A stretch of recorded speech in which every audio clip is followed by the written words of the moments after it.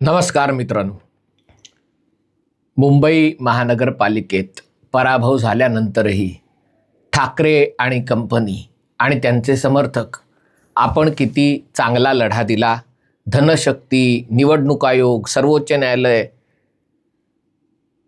फोडाफोडीचं राजकारण सगळ्याला आपण कसं पुरून उरलो आणि मराठी माणसाची शेवटची लढाई आणखीन एक राऊंडपर्यंत वाढवण्यात आपल्याला यश कसं मिळालं, अशा प्रकारचं वर्णन करण्यात दंग आहे. पण मी मात्र भाजपाच्या विश्लेषणाचं, भाजपाच्या विजयाचं विश्लेषण करताना त्यातल्या एका महत्त्वाच्या मुद्द्याबद्दल बोलायचं ठरवलेलं आहे. कारण काल सर्वत्र असा नॅरेटिव्ह होता की मुंबईकरांनी विकासाला मत दिलं, आणि जेव्हा मी शिवसेना, उबाठा आणि काँग्रेस यांच्या जागा बघत होतो, खास करून शिवसेना, उबाठा, मनसे, तेव्हा एक गोष्ट जाणवली, ती म्हणजे ज्या भागात मुंबईचा सगळ्यात जास्त विकास झाला, विकास म्हणजे काय तर मेट्रो 3, कोस्टल रोड, धारावी पुनर्विकास, नंतर BDD चाळींचा पुनर्विकास, इतर गोष्टींचा पुनर्विकास, त्याच भागात उबाठा सेनेला, आणि धारावीच्या बाबतीत बोलायचं तर काँग्रेस आणि उबाठा सेना, मनसे यांना सगळ्यात जास्त यश मिळालेलं आहे. जे की त्यांच्या 65 जागा आहेत, त्याच्यामध्ये दक्षिण मध्य मुंबई, बांद्रा टू वरळी या भागाचा खूप मोठा सहभाग आहे. आता त्यावर आदित्य ठाकरेंसारखे काही लोक म्हणतील की कारण आम्हीच हा सगळा विकास केला होता, उद्धव साहेबांनीच भूमिपूजन केलं होतं, कोस्टल रोडची संकल्पना ही उद्धव साहेबांचीच होती, मेट्रो 3 मध्येही आमच्याच काळात काम सगळ्यात चालू होतं, वगैरे वगैरे अशा गोष्टी सांगितल्या जरी कारशेडचं काम अडकलं असलं तरी. पण मी त्यामध्ये जाणार नाही. सगळ्यांना माहिती आहे आणि मतदान करणाऱ्यांनाही माहिती आहे, या सगळ्या प्रकल्पांचं श्रेय जर कोणाचं असेल तर ते देवेंद्र फडणवीसांचं आहे, हे राज्यकर्ते म्हणून, अर्थात इतरांचंही आहे. आणि या सगळ्या प्रोजेक्टचा, कारण मेट्रो 3 अतिशय चांगलं प्रोजेक्ट आहे, पण ठाण्यातल्या लोकांना त्याचा काडीचाही उपयोग नाही आहे, काडीचाही. फक्त जे मंत्रालय वगैरे भागात जातात त्यांना छत्रपती शिवाजी महाराज ते चर्चगेट, कुलाबा वगैरे जे आधी शेअर टॅक्सीने जायचे किंवा बसने जायचे तेवढाच उपयोग आहे. नाहीतर मला अगदी विमानतळावर जायचं तरी घाटकोपरला जा, घाटकोपरहून एक मेट्रो करून मरोळला वरती, आम्ही केलेलं आहे बरेचदा हे, मग तिकडनं खाली उतरा, मग तिकडनं पुन्हा 2 लेवल ग्राउंडला जा, मग तिकडनं एअरपोर्टला जा, तिकडनं पुन्हा बऱ्यापैकी चाला.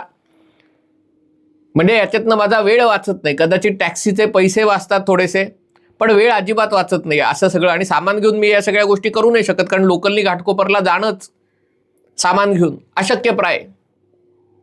तीच गोष्ट कोस्टल रोडची. मला समजा दक्षिण मुंबईत जायचं असेल तर मी लोकलनी छत्रपती शिवाजी महाराज टर्मिनसला जाईन, तिकडनं मेट्रोने जाईन, टॅक्सीने जाईन, जे काही जाईन ते. किंवा मला महालक्ष्मीला वगैरे जायचं असेल तर मी भायखळ्याला उतरेन, दादरला उतरेन. मला ती मेट्रो वापरायची फारशी वेळ येत नाही. BKC मध्ये पण जिथे काम असतं तिथे ते मेट्रोचं स्टेशन नाही आहे, मी मेट्रोला नावं नाही ठेवते. पण या मेट्रोचा सगळ्यात जास्त वापर म्हणजे छत्रपती शिवाजी महाराज, चर्चगेट, कुलाबा हा भाग सोडला तर सगळ्यात जास्त फायदा कोणाला झाला असेल तर तो दादर, वरळी, धारावी, बांद्रा, कुर्ला, म्हणजे बांद्र्याचा भाग, या सगळ्या भागामध्ये. म्हणजे ज्यांना अन्यथा पर्याय नव्हता त्यांना स्टेशनवर यायचं आणि स्टेशनच्या गर्दीतून, कारण या सगळ्या गाड्या भरून आलेल्या असतात, तिकडनं 2-4 स्टेशनं पुढे मागे करायचं, हे त्यांना शक्य नव्हतं. बसने जायचं तर ट्रॅफिक आहे, टॅक्सीने जायचं तर वाटेल तेवढं बिल यायचं. आणि त्यामुळे मेट्रोचा सगळ्यात जास्त फायदा या उबाठा सेनेला जिंकून आणणाऱ्या लोकांना झालेला आहे. कोस्टल रोडची पण तीच अवस्था आहे, बांद्रा ते दक्षिण मुंबई. कालच मी NDTV आणि ABP माझाच्या स्टुडिओमध्ये होतो. ABP माझा ते NDTV जेमतेम 10 किलोमीटर अंतर जायला मला बरोबर 1 तास लागला, सकाळी 11:30 वाजता. म्हणजे 8 वाजता वगैरे तर किती वेळ लागला असतं माहिती नाही. आणि तेच अंतर मी जर कुलाब्यापर्यंत गेलो असतो तर मला 1 तास 20 मिनिटं लागली असती. म्हणजे पुढच्या एवढ्या अंतराला 20च मिनिटं लागली असती, कारण तिथून मी कोस्टल रोड म्हणजे सी लिंक आणि तिकडनं कोस्टल रोडला लागलो असतो. आणि त्यामुळे जो फायदा आहे कोस्टल रोडचा, जो फायदा आहे BDD चाळींमध्ये घरं मिळण्याचा, त्या भागातले ओळखीचे अनेक लोक आहेत ज्यांचं मासिक उत्पन्न 15 ते 20 हजाराच्या मध्ये आहे आणि ज्यांना 3 ते 3.5 कोटी रुपयाची घरं फुकट मिळणार आहेत. पण त्यांच्याशी जर चर्चा केली तर त्यांचा बोलण्यातला टोन असा असतो की घरं दिली तर काय उपकार केले का, आम्हाला घर देणं हे सरकारचं कर्तव्यच आहे. एवढं 550 का 600 स्क्वेअर फुटाचं घर मिळणं हा आमचा हक्क आहे आणि त्यामुळे तुम्ही घर बांधताय काय उपकार करत नाही आहेत. म्हणजे 20 वर्ष 25 वर्ष ज्यांना पुनर्विकासाच्या याच्यात अडकलेले आहेत, ज्यांचं घरं बांधून पूर्ण झालेली आहेत, त्यांचा बोलण्याचा आव असा असतो बऱ्याच जणांचा. मी सगळ्यांचा म्हणणार नाही, कारण तिथेही एकनाथ शिंदेंच्या पक्षाला, कारण तिथे बऱ्याच ठिकाणी शिवसेना लढत होती, काही ठिकाणी भाजपा लढत होती, पण इथे कुठे 6-5 जागा, कुठे 7-6 जागा, या जागा सगळ्या शिवसेना, UBT आणि मनसेनी, काही ठिकाणी काँग्रेसनी जिंकलेल्या आहे. 1 किंवा 2 जागा या सगळ्या भागात 5-6 जागातल्या या भाजपा किंवा शिवसेनेला मिळालेल्या आहेत. आणि त्यामुळे मग हा विचार करणं भाग पडतं की ज्या विकासाच्या पेट प्रोजेक्टवर मुंबईकरांनी मतदान केलं, त्या विकासाचा सगळ्यात जास्त लाभ होणाऱ्या भागामध्ये भाजपा आणि शिवसेनेचा पराभव का व्हावा. याचं कारण म्हणजे विकास हे एक चांगलं वेस्टर्न आहे, हे पॅकेजिंग मटेरियल म्हणून चांगलं आहे, पण विकासावर मतदान होत नाही. विकासावर मतदान होईल या आशेत प्रमोद महाजनही होते, त्याच्यातनं इंडिया शायनिंगची संकल्पना समोर आली, त्यात नरेंद्र मोदीही होते, 2024 सालची संकल्पना आली. विकास हा तोंडी लावण्यासाठी असतो, लोकांचं आयुष्य बदलत असेल, पण विकासावर मतदान होत नाही. बऱ्याचदा सर्वसामान्य लोक हे वाल्या कोळी त्याच्या कुटुंबियांसारखे असतात. जेव्हा वाल्या कोळी त्यांना विचारतो, मी तुमच्यासाठी लोकांना लुटतो, खून करतो, दरोडे टाकतो, माझ्या पापात तुम्ही भागीदार व्हाल का, तर ते म्हणतात नाही, नवरा म्हणून तुझं हे कर्तव्य आमचं पोसणं, बाप म्हणून, भाऊ म्हणून तुझं कर्तव्य आहे आम्हाला पोसणं, आम्ही त्याचे फायदे घेऊ पण आम्ही त्याच्यामध्ये सहभागी होऊ असं नाही. हा जो सगळा भाग आहे, या भागातनं मध्यम वर्ग केव्हाच हद्दपार झालेला आहे. तिथे आता फक्त उच्च भूवर्ग आणि कनिष्ठ मध्यमवर्गीय लोक राहतात.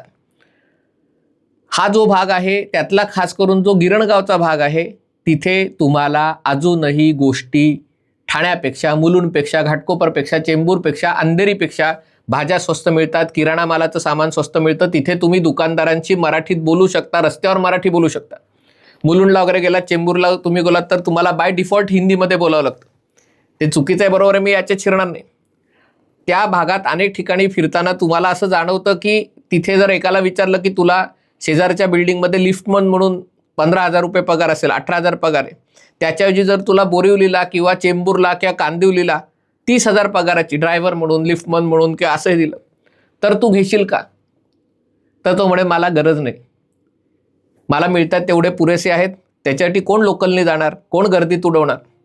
याचं कारण या भागात आता जे मराठी लोक उरलेले आहेत त्यांच्यासाठी, बऱ्याच जणांसाठी 5 मिनिटावर 10 मिनिटावर, म्हणजे बाकी जे मुंबईकर ठाण्याला, डोंबिवलीला, पनवेलला, वसई विरारला फेकले गेलेले आहेत त्यांच्यातले नाही. त्यांची आर्थिक परिस्थिती बेताची आहे, पण त्यांचं सगळं आयुष्य 5-10 किलोमीटरच्या परिघात जाण्यासारखं, म्हणजे त्यांना हे रोजचं लोकल बिकल, धक्काबुक्की, गर्दी या सगळ्याची सवय नाही, त्यांना ते करून घ्यायचं नाही आहे.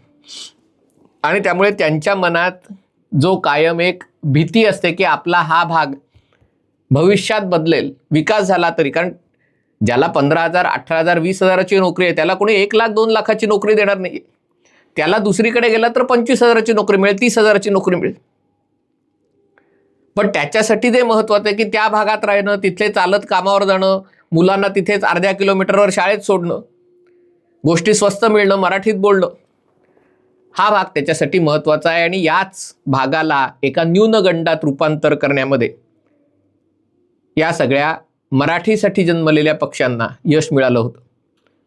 आणि त्या न्यूनगंडाचा तिथे अर्थात शाखांचंही नेटवर्क आहे, म्हणजे ज्या भागामध्ये शिवसेना वाढली, त्यातल्या या भागामध्ये खरा तो शिवसेनेचं ज्याला शक्तिस्थान आहे आणि तिथे शाखांचं नेटवर्क चांगलं आहे, तिथे 3 पिढ्या लोक शिवसैनिक आहेत आणि त्यामुळे तो विचार व्यवहारासाठी लोक एकनाथ शिंदेसोबत गेले असतील काही, पण तरी ते त्यांची निष्ठा ही काही प्रमाणात बाळासाहेबांसाठी आहे. या सगळ्याचे 3-4 गोष्टींचा फॅक्टर आहे आणि म्हणून मला असं वाटतं की या एकूणच महापालिका, मुंबई महानगरपालिकेत भाजप आणि शिवसेनेला जिंकून देणारा कुठला भाग असेल तर तो उपनगरांचा भाग आहे. उपनगरांमधला मराठी असो अमराठी असो, पुन्हा दक्षिण मध्य मुंबईतला अमराठी माणूसही मतदानाला फारसा बाहेर पडत नाही.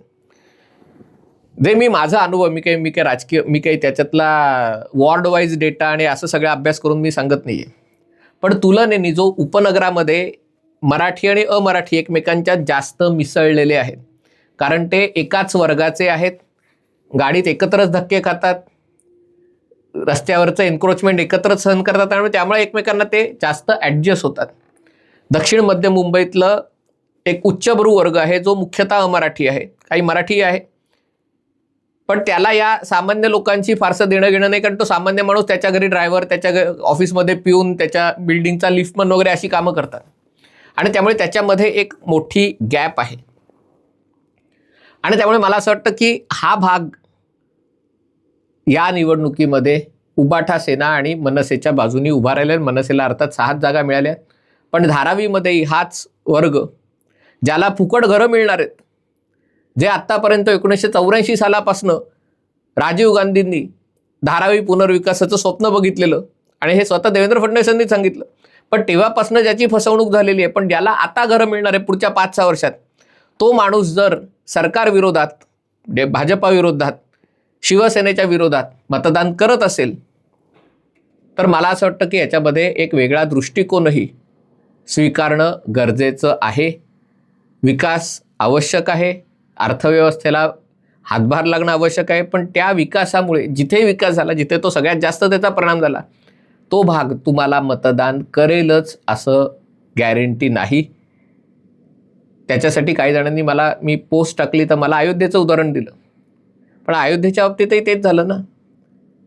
राम मंदिराचं कौतुक महाराष्ट्रातल्या लोकांना, गुजरातमधल्या लोकांना थोडंसं, महाराष्ट्रातही धक्का बसला, पण गुजरात, मध्य प्रदेश तिथे परिणाम झाला असेल, पण प्रत्यक्ष अयोध्येतल्या किंवा अवध भागामध्ये भाजपाला लोकसभा निवडणुकीत जोरदार फटका बसला, कारण त्यांचा समस्या, त्यांचा दृष्टिकोन हा मुंबईतल्या दृष्टिकोनापेक्षा, चेन्नईतल्या दृष्टिकोनापेक्षा वेगळा असू शकतो. आणि भाजपाला तसंच शिवसेनाला जर मुंबईवर निर्विवादपणे विजय मिळवायचा असेल तर या भागामध्ये विजय मिळवायला पाहिजे. आणि तो विजय मिळवायचा तर नुसतं घरं बांधून, मेट्रो बांधून, रस्ते बांधून उपयोगाचं नाही आहे.